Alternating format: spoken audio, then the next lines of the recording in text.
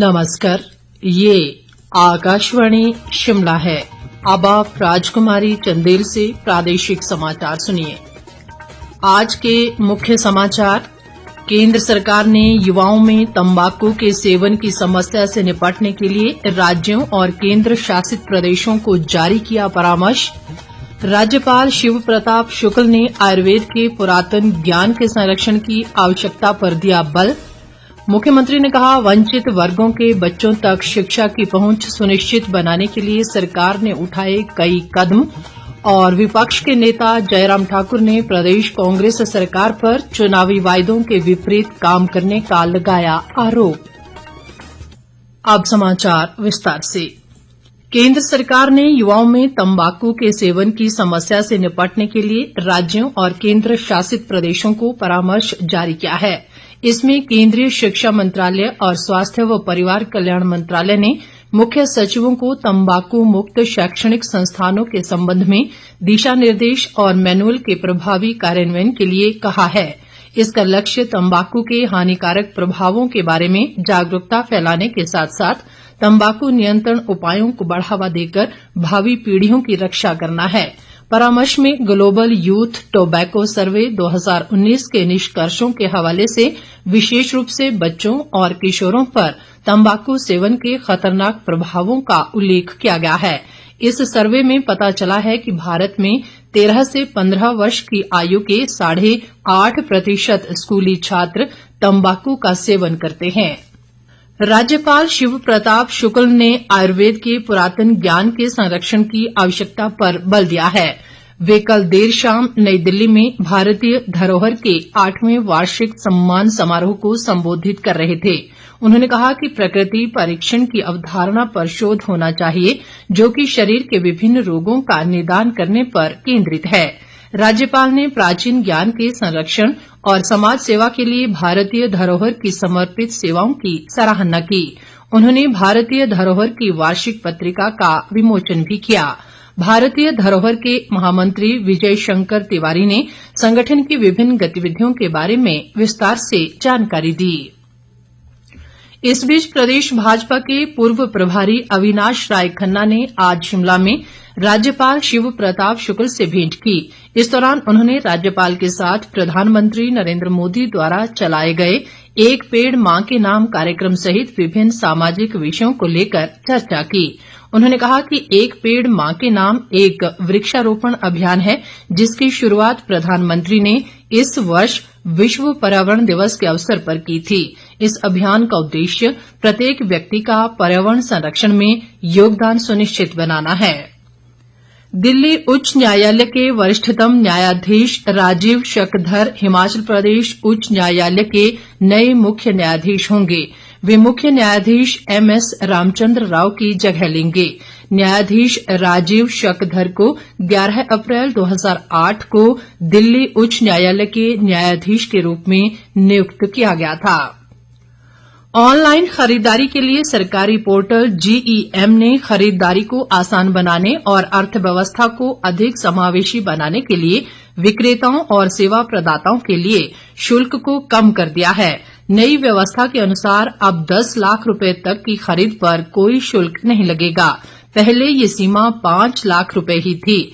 10 लाख से 10 करोड़ रुपए तक की खरीद पर अब केवल 0.30% शुल्क देय होगा।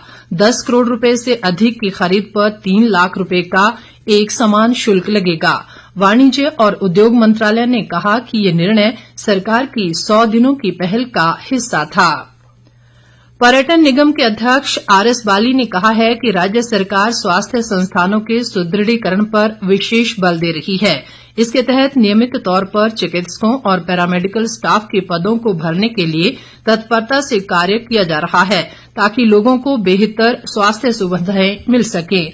वे कांगड़ा के टांडा मेडिकल कॉलेज में विश्व फार्मेसी दिवस पर आयोजित एक कार्यक्रम में बोल रहे थे।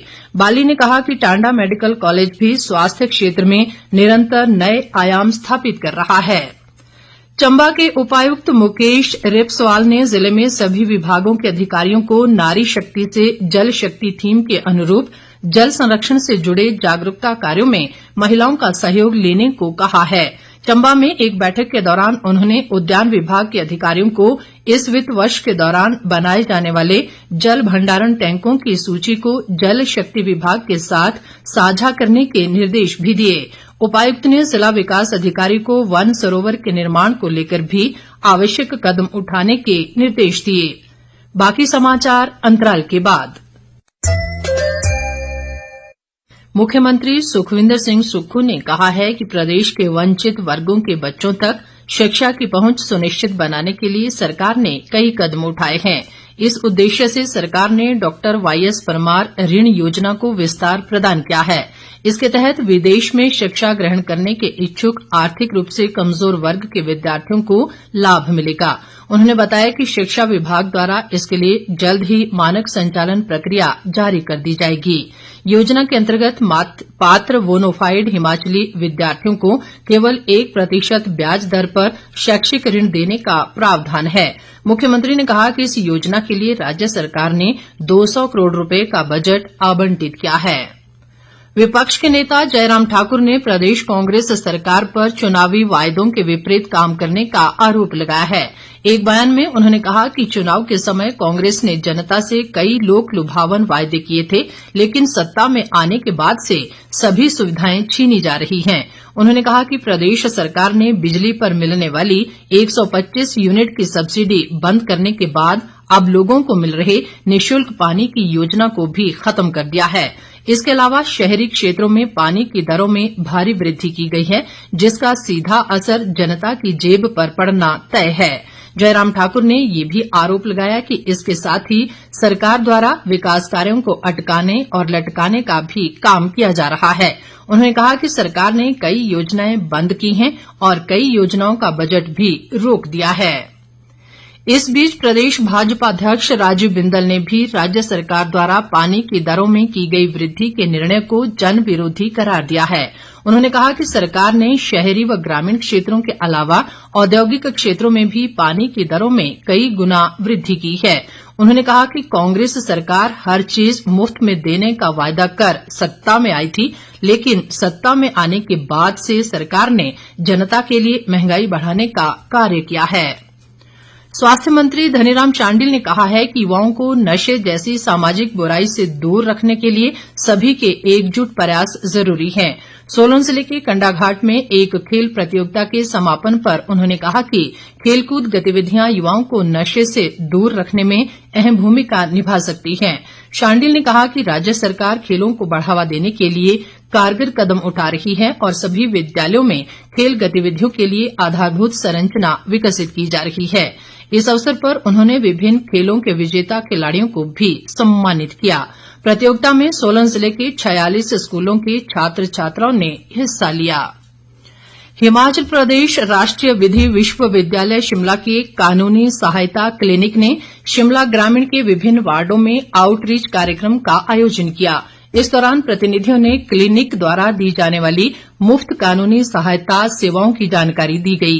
इसके अलावा लोगों को कानूनी अधिकारों से भी अवगत करवाया गया। अंत में मुख्य समाचार एक बार फिर। केंद्र सरकार ने युवाओं में तंबाकू के सेवन की समस्या से निपटने के लिए राज्यों और केंद्र शासित प्रदेशों को जारी किया परामर्श।